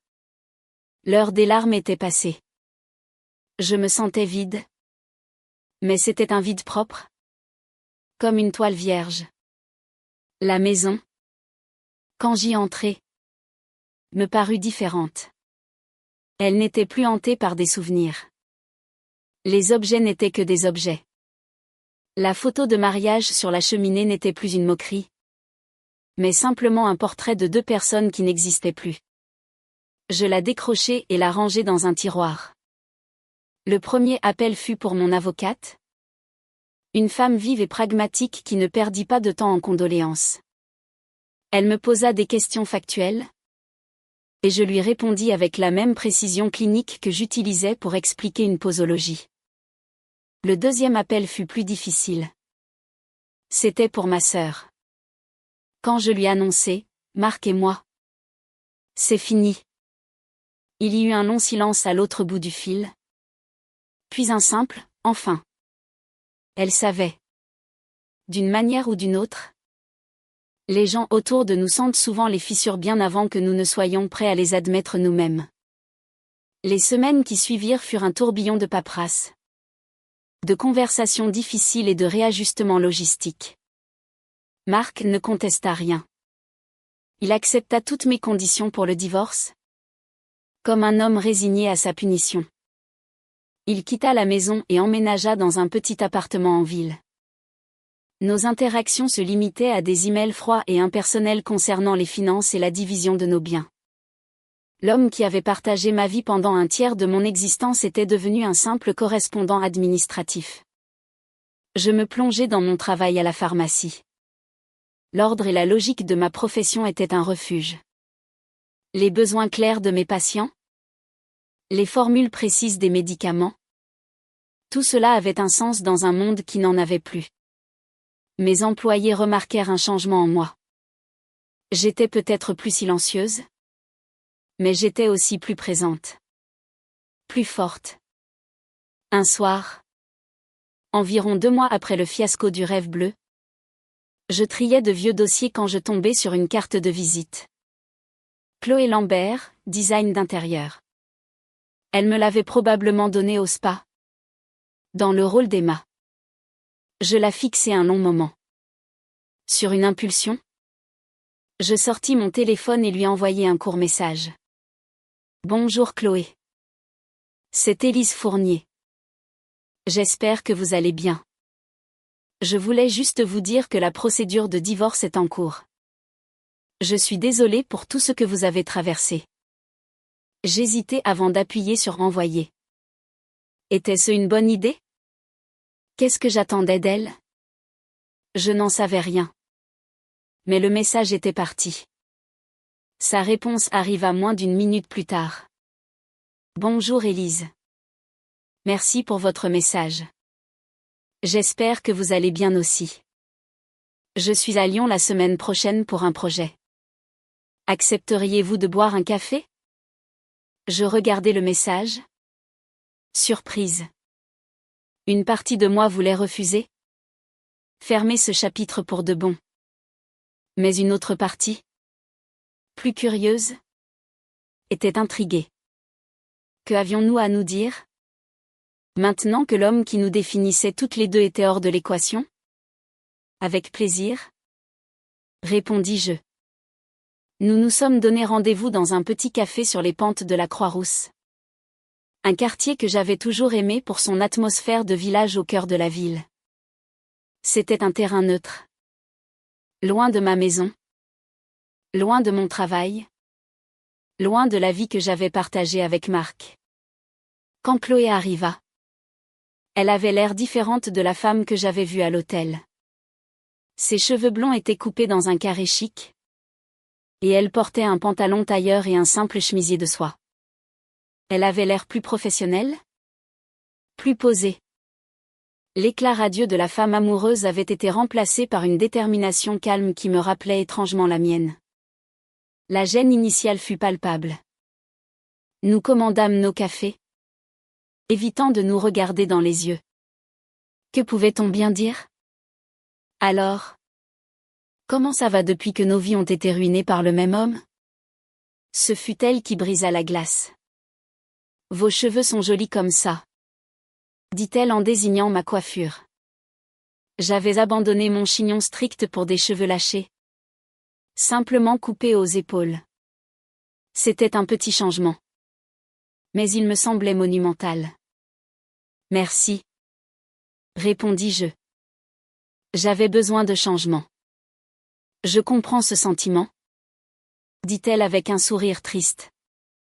Le café arriva, nous donnant une excuse pour nous occuper les mains. Je n'aurais jamais dû accepter de vous voir, avouai-je soudainement. C'est étrange. C'est complètement étrange, acquiesça T.L. Mais je suis contente que vous l'ayez fait. Il y a quelque chose que je voulais vous dire en personne. Au restaurant. Ce soir-là. Vous m'avez dit qu'il nous avait trompés toutes les deux. Et c'est vrai. Il m'a vendu un rêve.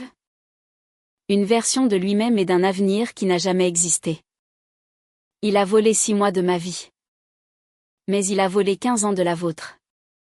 Et pour ça, je suis sincèrement désolée. Ces paroles étaient si dénuées d'artifice, si empreintes d'une empathie sincère, que le mur que j'avais construit autour de mon cœur se fissura un peu. Ce n'est pas de votre faute, dis-je. Vous ne saviez pas. J'étais la seule autre personne dans cette histoire qui pouvait comprendre à quel point il était convaincant. Nous parlâmes pendant près de 2 heures. Nous ne parlâmes pas tant de Marc que de la manière dont il nous avait fait nous sentir. Chloé me raconta comment elle avait cru chaque mot. Comment elle avait présenté Marc à ses amis comme « celui ». Je lui parlais des petites fissures que j'avais ignorées. Des doutes que j'avais repoussés parce qu'il était plus facile de croire aux mensonges confortables qu'à la vérité dévastatrice. Nous découvrîmes que nous avions plus en commun que le même mauvais goût en matière d'hommes. Nous partagions un amour pour l'architecture des vieux quartiers de Lyon, une passion pour les films italiens des années 60, et une aversion mutuelle pour la coriandre. C'était absurde et merveilleusement normal. Savez-vous ce qui est le plus fou? Me dit-elle en remuant son café désormais froid. C'est que je ne le déteste même pas. Je ressens juste de la pitié. Pour qu'un homme ait besoin de construire une telle toile de mensonges, il doit être terriblement vide à l'intérieur. Ces mots résonnèrent en moi. C'était exactement ça. La rage s'était dissipée, laissant place à une sorte de tristesse détachée pour l'homme qu'il était devenu. Il m'a contacté, avoua-t-elle à voix basse. Plusieurs fois. Des emails. Des messages vocaux. Il dit qu'il a fait l'erreur de sa vie. Qu'il était perdu. Qu'il veut une seconde chance. Qu'avez-vous répondu? Demandai-je. Mon cœur se serrant un instant. Rien. J'ai bloqué son numéro. Une maison construite sur de mauvaises fondations finit toujours par s'effondrer. Je ne veux plus jamais vivre dans un bâtiment instable. Elle leva les yeux vers moi. Et pour la première fois, je vis une véritable amitié potentielle dans son regard. Et vous? Est-ce qu'il essaie de... Non. Dis-je. Avec moi. Il sait qu'il n'y a pas de retour en arrière. Le pont est brûlé. En nous quittant sur le trottoir? Une pluie fine commençant à tomber? Chloé me serra brièvement dans ses bras. C'était un geste maladroit. Incertain. Mais profondément sincère. Prenez soin de vous. Élise. Vous aussi. Chloé. Je la regardais s'éloigner. Son parapluie colorait une tache de vie dans le gris de la ville. En rentrant chez moi, je ne me sentais plus seulement vide. Je sentais un espace. Un espace pour respirer. Un espace pour que quelque chose de nouveau puisse commencer à pousser. La rencontre avec Chloé avait été la dernière pièce du puzzle. Voir ma douleur et ma trahison se refléter dans les yeux d'une autre femme m'avait permis de la voir pour ce qu'elle était, non pas une attaque personnelle contre moi. Élise Dubois. Mais l'acte d'un homme faible et brisé. Cela ne pardonnait rien. Mais cela libérait. Je commençais à faire des choses que je n'avais pas faites depuis des années. Je rejoignis un club de randonnée, explorant les sentiers du Beaujolais le week-end. Je ressortis mes vieux pinceaux et ma peinture à l'huile, installant un chevalet près de la fenêtre du salon. Je repeignis notre ancienne chambre dans une teinte de vert sauge apaisante, effaçant les derniers fantômes de notre vie commune. Le divorce fut finalisé à l'automne. Le jour où j'ai reçu le jugement officiel par la poste, je ne ressentis ni joie ni tristesse. Juste une finalité tranquille. J'ouvris une bouteille de bon vin. Pas pour célébrer, mais pour marquer le passage. Je bus un verre à la femme que j'avais été. Et un autre à la femme que j'étais en train de devenir. C'est quelques semaines plus tard que nous nous sommes retrouvés. Chloé et moi. À cette même terrasse de café. C'était elle qui avait suggéré le rendez-vous. Son projet à Lyon s'était prolongé. Et nous avions commencé à nous voir régulièrement. Nos conversations n'étaient plus centrées sur Marc. Nous parlions de nos carrières, de nos familles, de nos espoirs pour l'avenir. Elle m'a raconté qu'elle envisageait de lancer sa propre agence de design. Je lui ai parlé de mon projet d'étendre la pharmacie, d'ajouter une section dédiée aux médecines naturelles. Nous nous encouragions mutuellement. Nous nous donnions des conseils. Nous étions deux femmes qui reconstruisaient leur vie. Et nous avions découvert que le faire ensemble était moins effrayant que de le faire seul. C'est ainsi que nous nous sommes retrouvés ce jour-là. Sous le soleil d'automne. Et quand elle m'a demandé à quoi je pensais, j'ai souri. Je pense à mon avocate, dis-je. Le jour où j'ai signé les derniers papiers. Elle m'a dit, parfois. La fin d'une histoire n'est que le début d'une autre. À l'époque, je pensais que c'était juste une phrase toute faite. Je la regardais. La femme qui aurait dû être mon ennemi. Mon adversaire. La vie. Dans son ironie tordue. En avait fait une amie inattendue. Une alliée improbable. Il s'avère qu'elle avait raison. Conclus-je. Chloé leva son verre. Au nouveau commencement. Alors. Je fis teinter mon verre contre le sien. Et aux amitiés surprenantes que l'on trouve en chemin. En sirotant mon café. Je réalisais que j'avais passé la majeure partie de ma vie à chercher des certitudes, à m'appuyer sur des faits et des preuves. La plus grande leçon de ces derniers mois avait été d'apprendre à accepter l'incertitude. Apprendre que la vie n'était pas une formule à résoudre, mais une histoire à écrire. Une phrase à la fois. Et pour la première fois depuis très longtemps, j'avais hâte de voir ce que le prochain chapitre me réservait. J'avais perdu un mari, mais je m'étais retrouvée. J'avais affronté mes pires craintes et j'en étais sortie plus forte. Et, chose la plus surprenante de toutes, j'avais trouvé la compréhension et le lien là où je m'y attendais le moins, avec la femme qui aurait dû me remplacer. La vie, découvrais-je, a une façon de révéler ses vérités les plus profondes au lendemain de ses plus grandes déceptions. 3 mois plus tard, je me suis assise à une terrasse de café en plein air dans le centre de Lyon, examinant les documents que mon avocate venait de finaliser. Le soleil d'automne réchauffait mes épaules alors que je signais le dernier papier et fermais le dossier. Le divorce était officiel. « Excusez-moi, » dit une voix. « Cette place est prise ?» Je levai les yeux et découvris Chloé, debout à côté de ma table. Elle avait l'air différente de la femme que j'avais vue à l'hôtel, et même de celle que j'avais rencontrée pour notre premier café. Son projet à Lyon s'était transformé en une installation plus permanente. Elle avait été promue pour diriger la nouvelle antenne lyonnaise de son agence. Il y avait une nouvelle assurance dans sa posture, une lueur de contentement dans ses yeux. « S'il te plaît, » dis-je en désignant la chaise vide, le tutoiement étant devenu naturel entre nous au fil de nos rencontres. « Assieds-toi. » Alors que Chloé s'installait en face de moi, un sourire inattendu se dessina sur mon visage. Ce qui avait commencé comme une rencontre maladroite, presque surréaliste, avait évolué en quelque chose qui ressemblait étonnamment à de l'amitié. 2 femmes unies par l'expérience singulière d'avoir aimé et perdu le même homme indigne. « Je viens de signer les derniers papiers ?» dis-je en tapotant le dossier. « Comment te sens-tu ?» demanda Chloé.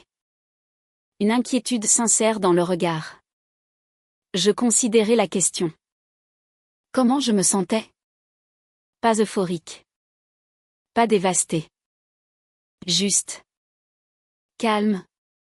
Comme si je fermais un livre que j'ai lu trop de fois. Je sais comment l'histoire se termine. Et je suis prête pour quelque chose de nouveau. Au nouveau commencement. Alors ? Chloé leva son verre d'eau en un toast. Je fis teinter mon propre verre contre le sien. Et aux amitiés inattendues que l'on trouve en chemin. Nos chemins s'étaient recroisés par hasard lors d'une conférence pharmaceutique où Chloé gérait l'organisation de l'événement. Le choc initial avait rapidement laissé place à une conversation étonnamment facile. Nous avions découvert que, libérés du poids de Marc, nous n'avions aucune raison d'être des ennemis. Nous étions des survivantes. Alors que nous discutions de ces nouveaux projets de décoration et de mes projets d'agrandissement pour la pharmacie, je repensais au voyage étrange qui m'avait amené ici. Les mois qui avaient suivi mon retour de la Côte d'Azur avaient été une lente reconstruction, brique par brique. Le premier pas avait été de vider la maison de la présence de Marc. Pas seulement ses vêtements et ses affaires, mais son fantôme. J'ai passé un week-end entier à déplacer les meubles, à changer les rideaux, à repeindre les murs. Notre chambre, autrefois d'un bleu profond qu'il adorait, est devenue un vert sauge apaisant que je choisissais. J'ai transformé son bureau en mon propre atelier de peinture, une passion que j'avais abandonnée après notre mariage parce que Marc se plaignait de l'odeur du white spirit. Je m'étais réapproprié l'espace. Et ce faisant, je me réappropriais ma propre vie. Mes amis, qui avaient été prudents et solidaires, commencèrent à voir un changement en moi. L'Élise qu'ils avaient connue, toujours un peu en retrait, toujours dans l'ombre de la personnalité extravertie de Marc, laissait place à quelqu'un de nouveau. J'organisais des dîners. Je sortis danser. Je partis en randonnée seule dans les monts d'Or, retrouvant un plaisir simple dans le silence de la nature et la force de mes propres jambes.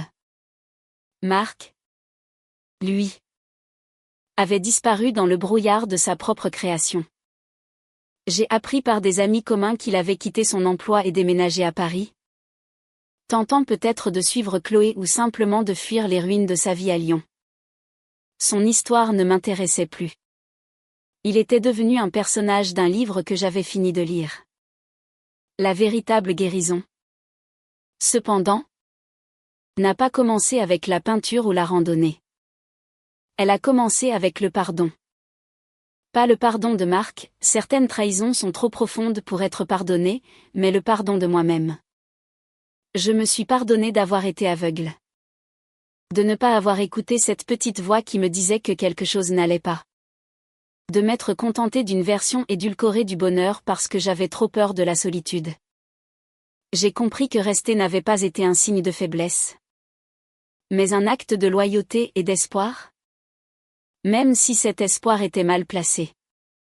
En me pardonnant, je me suis libérée de la dernière chaîne qui me liait à lui, la honte. Tu sais, il m'a écrit une lettre, dis-je à Chloé, brisant le silence confortable qui s'était installé entre nous. Elle haussa un sourcil. Marc?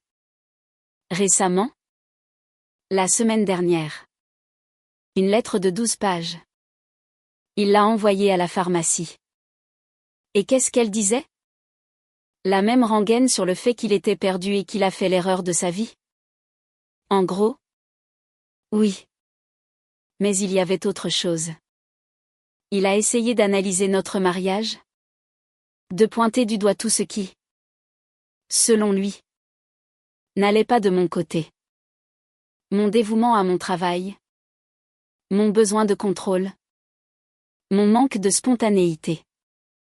L'art de blâmer la victime, commenta Chloé d'un ton sec. Classique. Exactement. Et tu sais ce qui est drôle? Je pris une gorgée de mon café. Il y a 6 mois, cette lettre m'aurait détruite. Je l'aurais lue et relue, me demandant si tout était de ma faute. Mais en la lisant la semaine dernière, je n'ai ressenti qu'une seule chose. Quoi donc? Rien. Absolument rien. C'était comme lire les mots de quelqu'un que je ne connaissais pas, parlant d'une femme que je n'étais plus. J'ai lu les 12 pages. Je les ai repliées soigneusement. Et je les ai jetées dans la poubelle des déchets recyclables. Un large sourire illumina le visage de Chloé. C'est la plus belle chose que j'ai entendue de toute la semaine. C'était la vérité. La critique de Marc n'avait plus de pouvoir sur moi parce que j'avais cessé de chercher sa validation. Son opinion ne définissait plus ma valeur. Et toi? Demandai-je. As-tu eu des nouvelles? Elle secoua la tête. Non. Je pense qu'il a finalement compris. Ou peut-être qu'il a trouvé une nouvelle personne à qui vendre ses histoires.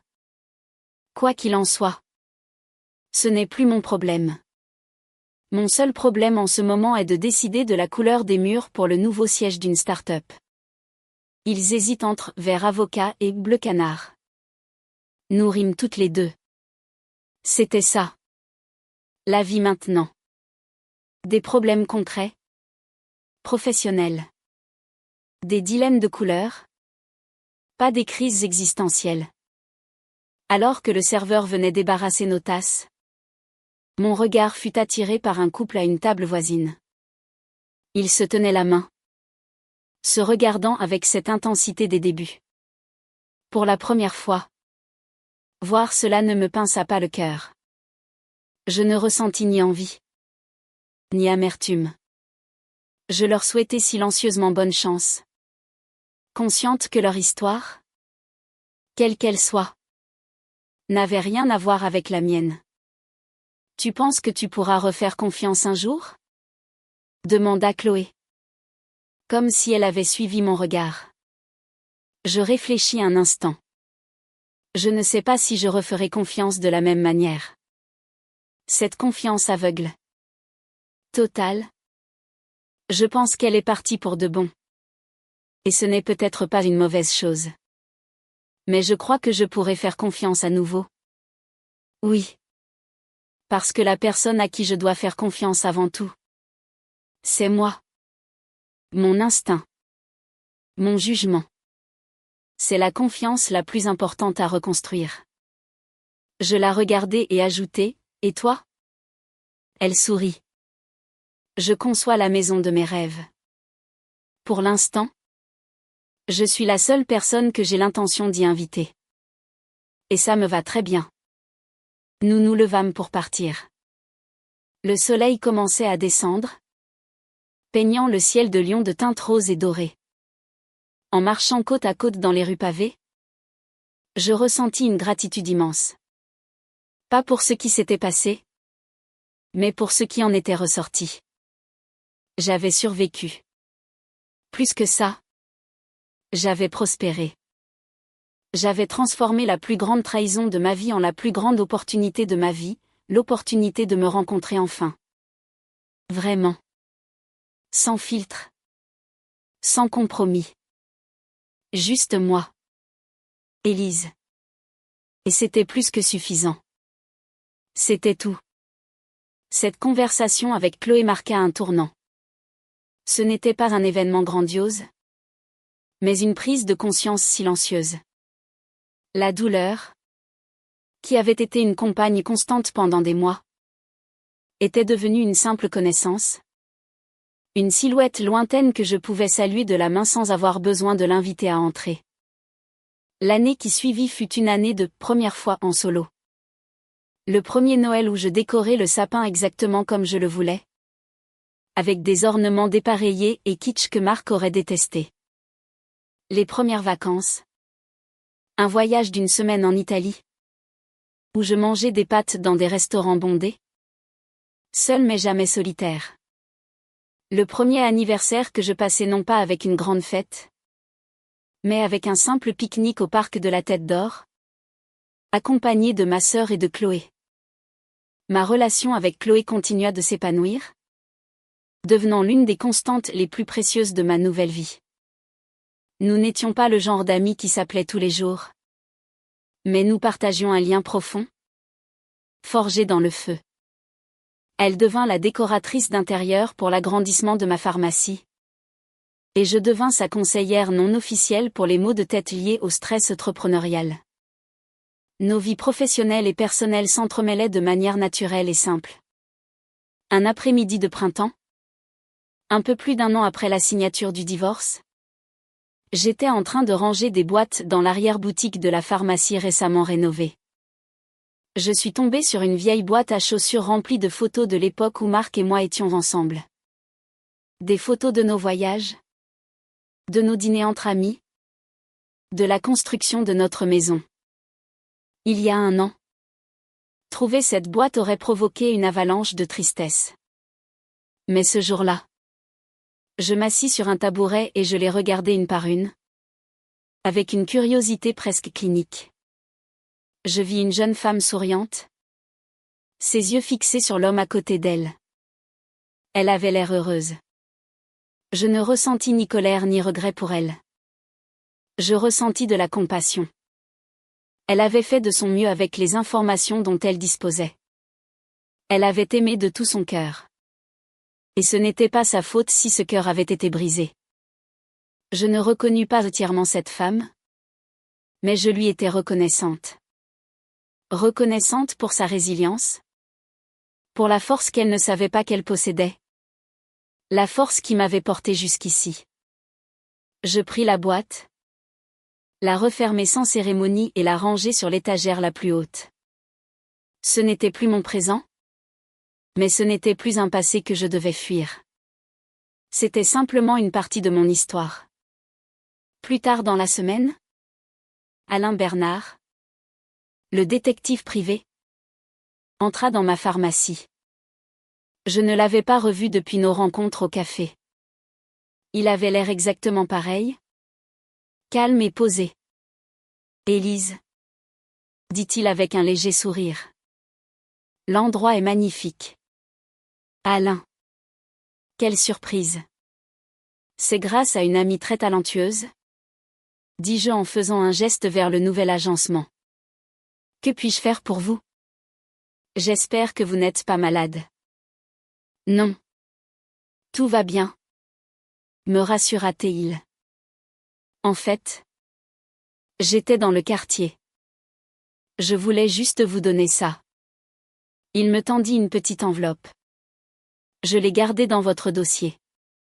Je me suis dit que vous devriez être celle qui décide quoi en faire. Je pris l'enveloppe et l'ouvris. À l'intérieur, il n'y avait qu'une seule chose, l'alliance de Marc.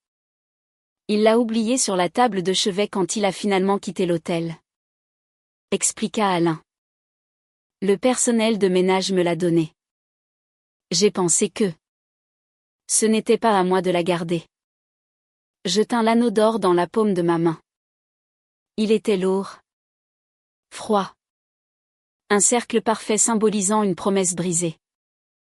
Pendant un instant, je fus tenté de le jeter. De le vendre. D'effacer sa dernière trace physique de ma vie. Merci. Alain. Dis-je simplement. Je sais exactement quoi en faire. Ce week-end-là, je suis allé au pont de la Guillotière, qui enjambe le Rhône. Le soleil se couchait, incendiant le ciel au-dessus de Fourvière. La ville était baignée d'une lumière dorée. Je me suis tenu au milieu du pont, regardant l'eau puissante couler en dessous. Je pensais aux 15 années que cet anneau représentait. Les bons moments comme les mauvais.